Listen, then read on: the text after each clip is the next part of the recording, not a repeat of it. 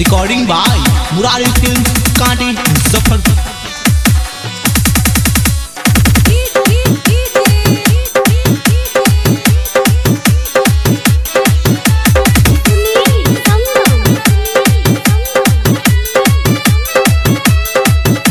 आप सुन रहे रॉक स्टार सिंगर सूरज दीवाना।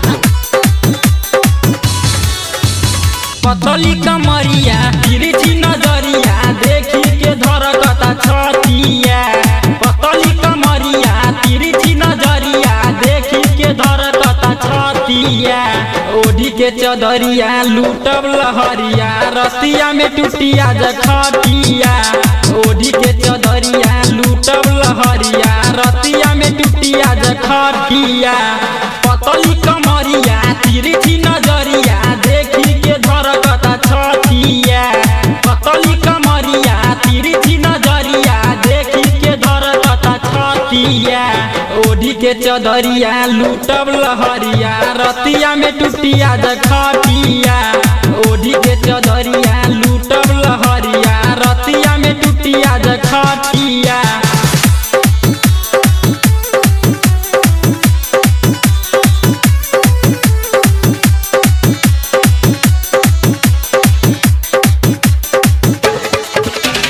डीजे अनुष्का मदारी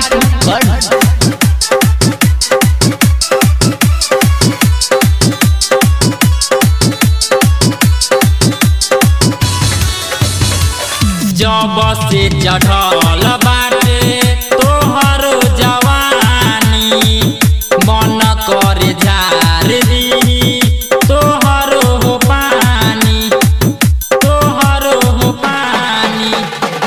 जब से चढ़ल बाटे तोहर जवानी मन करे झार दी तोहर हो पानी। होठवा के लाली चूसन हाली हाली टूटी चाहे नकवा के नथिया। होठवा के लाली चूसन हाली हाली टूटी चाहे नकवा के नथिया। ओढ़ी के चदरिया लूटब लहरिया रतिया में टूटिया जखटिया। ओढ़ी के चदरिया लूटब लहरिया रतिया में टूटिया जखटिया।